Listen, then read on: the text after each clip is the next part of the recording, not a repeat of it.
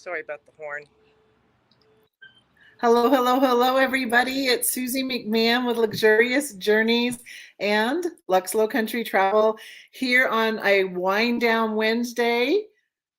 Got the rosé out. I am here with my friend who is live from Tampa, Florida. We have Jennifer Reynolds, and Jennifer Reynolds has been in the travel industry for a long time, like I have, doing different things. But now you are in one of the most unique travel experiences there is, expedition travel. Can you introduce yourself to anybody watching now or on replay and tell me about what you do?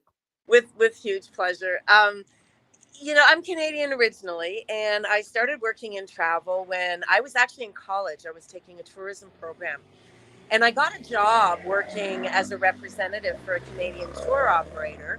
And in fact, I lived in the Dominican Republic. So it was kind of neat. At that time, Canada had really interesting business model where they flew charters down to these warm water destinations out of Canada. So Canadians being who they are, we like our people well looked after. They would put their own destination representatives in these places. And that was me. So I did that during my 20s, which I really enjoyed. And then I had an opportunity to go to cruise ships. Now, here's this little girl from a small town of 10,000 people in Canada, suddenly living and working on a cruise ship, sailing around, well, the Caribbean anyway, not the world at that point. But that was in the early 90s. And somehow I managed, not sure how I did it, but I managed to marry a juggler unicyclist. Was part of a duo juggling magic act, and then stayed on cruise ships a long time and got to see a lot of places that were really, really interesting, and around South America, through Europe. And the more I traveled, the more I was craving for unique, different places to go. And it led me to the Galapagos, Africa, and ultimately to my true passion, Antarctica. And I just went last month month before, I guess, for 23 days, 23 sleeps in the Antarctic. And it was my fourth trip there. Fourth trip. Wow. Yeah, the first one was a flyover. That was a cheater. It's what started my love of Antarctic. And that was when I was a shore excursion manager on the Silver Cloud. And we chartered a 737 out of Punta Arenas in Chile and would fly to the Antarctic Peninsula, $1,200 a person, and the passengers would look out the window. Well, they would just look out the window, and that was the experience? Yep. Along with a lot of wine and champagne and canapes. Now, say the town again, because I want to pronounce it properly. Punta Arenas, Chile. Punta Arenas, Arenas. Yeah, nicely done, Chile. Okay. And that is where you're with Aurora Expeditions. I'm just curious, don't you have some where if people are really nervous about the Drake Passage, they can fly over it? Is that true or not true? Oh, yeah, it is exceedingly true. Drake Passage isn't exactly the friendliest body of water on Earth. So what tour operators have come up with a way, and Aurora included, of getting around that, we have options where you can fly over the Drake Passage. And we use a charter flight because there isn't an airport. Nobody lives in the Antarctic. So it's actually a base. Frankly, it's not even a landing strip. It's a piece of gravel that they land on, and it's a charter flight. And that comes out of Punta Arenas in Chile. So you don't have to sail both ways. You could. But there's times of the years when you can sail one way and fly the other, which is, I think, kind of a nice compromise. That is a nice compromise. Now I'm going to hop straight into a picture. No pun intended. Yeah, but let me find this. Tell me real quick how long you've been with Aurora Expeditions while I'm trying to find my I started pursuing Aurora. I knew I wanted to work for them last year, and I found them. And I knew after the pandemic with Antarctica, they were just going to rock.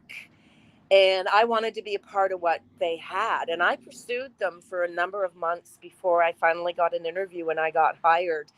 So I began working with Aurora in March of this year. And by that time, I'd already been to the Antarctic 3 times. I'd made up my mind I was going to have a professional career with the Antarctic, and I knew I wanted it to be with Aurora. And so I had only been with Aurora a very short period of time, and they chose, of course, to send us on product right away. They do that with all of us, Susie, which is really neat. All of our res team that you would work with, they've all been on product. They've all been to Antarctic. We're specialists. So it's definitely a different market than what you would find in other places. So here I was with the company a week, and they sent me on the product for 23 days. And I went to Punta Arenas in Chile, and I met the Greg Mortimer, our ship there. And that photograph there was taken on March 22nd in Nico Harbor. Without a doubt, one of the greatest days of my life. I was kayaking that particular day. Possibly we were zodiacking as well, wearing the dry suit that we provide. You can see it's not that cold because I've only got a headband on. Mm-hmm. I grew up in Canada, and I know I'm supposed to like ice and cold, but I moved to Florida a long time ago, and I didn't think I would develop the passion for ice. There is just something magical. You lay your eyes on this, and you're the only human being to ever see that piece of ice. Like, take Alaska times 100, and that's what it is. And each day is going out and exploring like that in your zodiac, or maybe doing an activity, coming back, having at lunch, going out, repeating, having dinner, and then starting all over the next day. And nobody lives there. You're some of the only human beings to ever lay eyes on these creatures. And you realize how truly amazing our world is. I mean, everybody treats things differently, of course. We're all affected different ways, but holy odds, people are pretty affected by the Antarctic. You're Absolutely. going, aren't you? Yes, I wanted to brag or say thank you or just invite more people. You guys, I am scheduled to go to the Antarctic in 2023, February 19th through March 2nd, actually. And I'm going to be on your Greg Mortimer ship. So can you tell everybody about your ships? They're different than the normal, what people would envision. These aren't cruise, right? Yeah, and thank you for mentioning that. These aren't cruise ships. These are expedition ships. You're going on an expedition. You're not going on a cruise. So this is like your base camp. And this is where you're going to sleep and eat and stay. And your expedition team is going to be with you on board the ship. Greg has 100 and can carry 140 passengers in 70 cabins. And in the Antarctic, we traditionally will take about 130 people maximum with us. And with that being 100 people doing landings and the other 30 people doing activities like kayaking and snorkeling and, believe it or not, diving. We do have a pretty extensive program of activities here. But it is the ice. That's why folks come down here. The ice and the penguins and the experience. The weather can change very quick. It can get very cold and windy quickly. It was not freezing. One of the misconceptions is that this place is freezing, and it's really not. Celsius degree wise, we ran from and about -4 to +6, which is very, very pleasant. It was the wind. That was a bit brutal. If the sun hid for a little while, that could be very different. But, you know, like they say in Ireland, there's no such thing as inclement weather, only inappropriate clothing. And that's no different in the Antarctic. Right. And I have to say high five to you on that one. You know, living here in Colorado for over 20 years after growing up in the Southeast, you know, everybody's always like, isn't it so cold? And I think there's such a misconception about parts of the country that do have snow or do have, I mean, Antarctica is a little different than Colorado, of course, but you know, there's something called outdoor gear. There's something called inclement weather gear. You layer and you can actually enjoy yourself in any weather condition. It's It blows my mind that someone, and frankly, just a few minutes ago, I was in doing a presentation, and a couple of people said to me that this was a place that they wouldn't go to because it was cold. And I remember I live in Florida. I'm shocked at how big these people are. And I'm thinking to just dress for something. And frankly, there were times you get sunburnt, you need to take a layer off. I'm thinking, what a shame not put on a layer of clothing and miss an entire part of the world. Absolutely. And even one of the crazy things with weather here is, I host a winter wellness weekend every February, and I've had a lot of people say, "Oh, I wouldn't want to do that." I literally was standing in a bathing suit by a hot tub. That's it. Bare feet in February. And I did a live so people could understand you can have snow all around you, but you can still. Yes, Anyway, yeah. enough But about you know Colorado. what? I think that really goes around to what it is. That's allowing external components to make the decisions of where we really truly want to go for our life. If someone really wants to go to the Antarctic and have the experience, being cold ain't going to hurt them. They're not going to Absolutely. be afraid of it. They're going to spend the $30 and get a warm sweater. Those excuses will go away. Now, it's not the most inexpensive place to get to, but, well, Right. frankly, there's Walt Disney World. um, well, yeah. I On know. average, Antarctic, about $1,200 a person a day will do pretty much everything for you. And I don't know about you, but any opportunity to jump in an ocean of water at about 32 degrees is rather inspirational. So that Talk my about a layer of segue, clothing or a shot of whiskey. yeah, my segue from talking about the cold and weather is now you here showing the true polar plunge, the true It polar is. plunge. Tell me Yeah, and about that experience. someone on the ship, we were standing in our bathrobes getting ready to go. And I said, "Oh, Muriel, you're going to jump." And she looked at me and she said, "Honey, life is too short to say no." Absolutely. Do all the things. Take the opportunity, take the acceleration. You're always going to remember it, right? What the heck? I know. Okay or not, grab photos of everybody else. But, Susie, your experience in the Antarctic, and possibly some people will come along and decide to join you on the experience. But the idea of getting away to a place, I had been in Egypt in February and then went to the Antarctic in March. And it was so extraordinary to go from a cradle of civilization in Egypt to a place that truly doesn't have one. And for 23 days, I saw my shipmates only. We never saw another human being. We never interacted with a store or a shop. We had decent internet. We had amazing meals. I had the most inspirational convos, as we got to calling them instead of conversations, convos out on deck, sitting in the hot tub with a bottle of wine or a bottle of water at night. The experiences of seeing the sky in the clarity, and the people that you travel with, that you'll be sharing the stories with, are things you take with you the rest of your life. These are the experiences we spend our life seeking, like going to Africa and seeing the animals. This is like an African safari with penguins and ice and a whole lot more thrown in. I mean, toss in a few explorers, And the Antarctic, it's only in really the late 1800s, early 1900s that it came on anybody's radar. It's not like it's been around here explored deeply.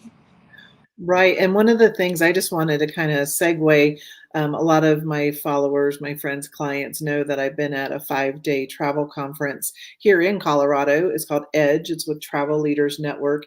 And one of the closing presentations or talks today was so inspiring. And it was talking about, why humans have the desire to travel. It's because we've always had the desire to explore, And and also how to really, I think, coming out of COVID, we in the travel industry have the opportunity to change the industry, to improve the industry, and to respect nature, be sustainable, and explore and make travel meaningful.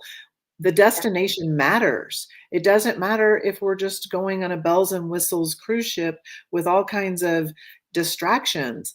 Antarctica. How many people are going to be able to do that in their lives? And I am so Well, thrilled to go. I'm glad I banged out Russia when I did, because I don't think that's an Right, option for a little while. right. I think these are really important things to think about and definitely get to. And these are life choices. Like someone, definitely a trip to Antarctica is not inexpensive, but neither is a new kitchen or a brand new car.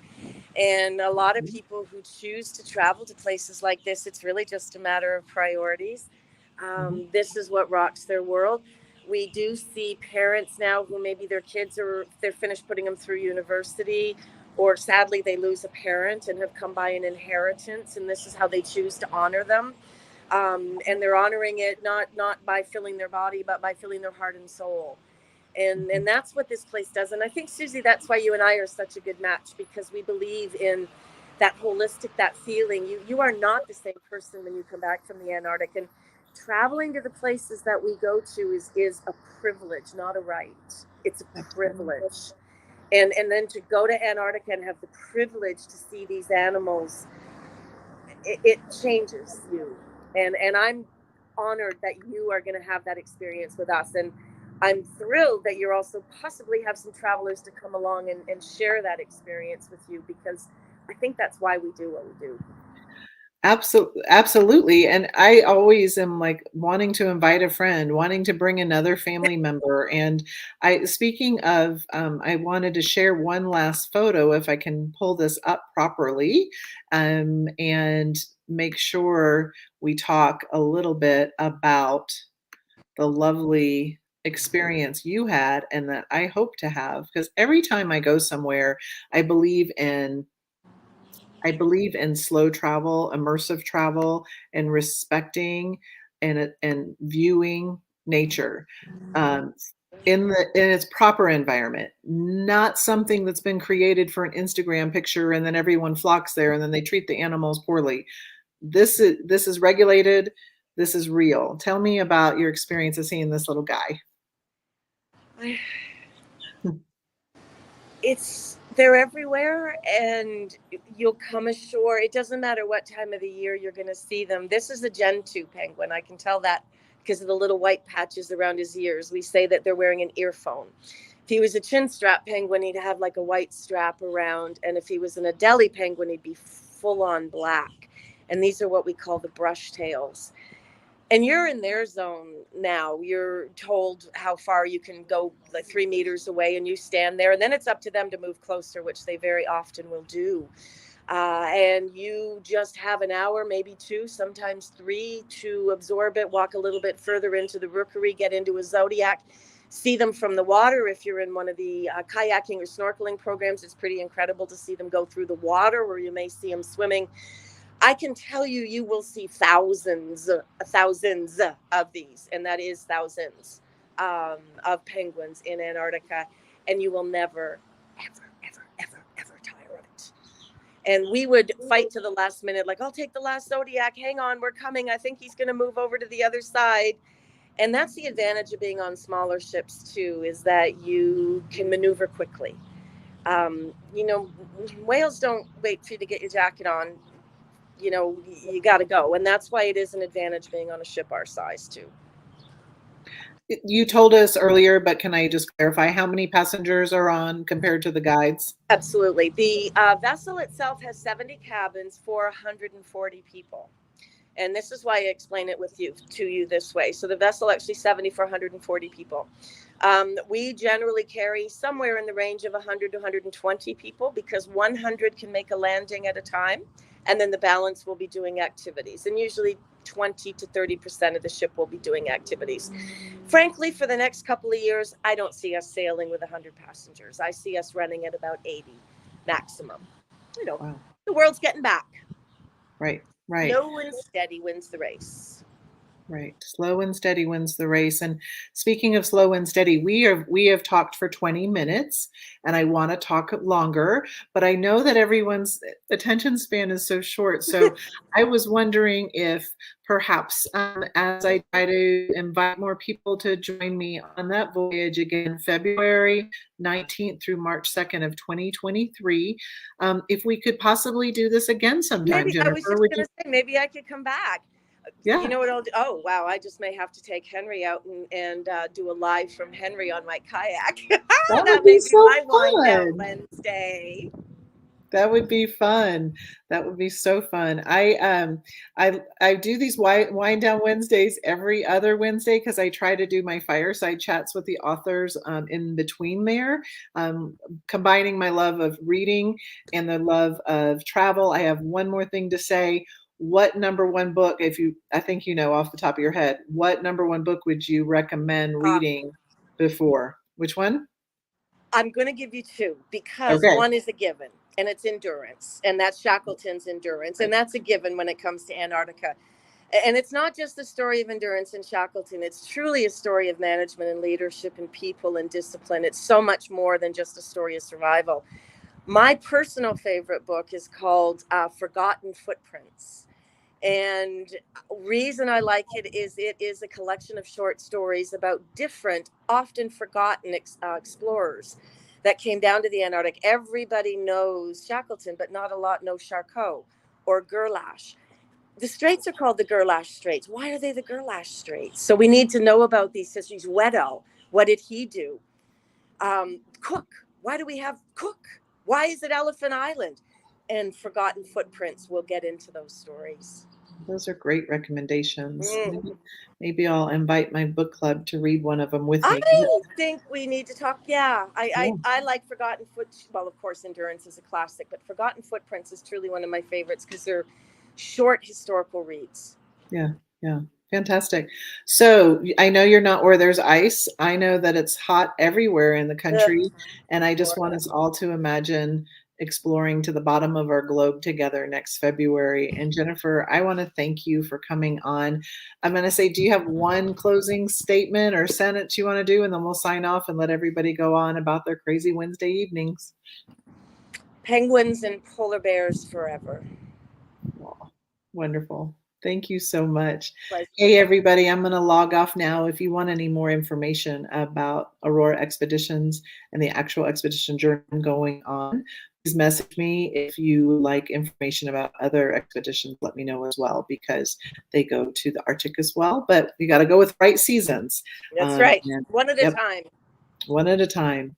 So thank you so much, Jennifer. I'm going to sign off. You stay here in the studio for just a second. We'll schedule our next thing. And thanks everybody for watching and joining. I appreciate it. Bye, everybody.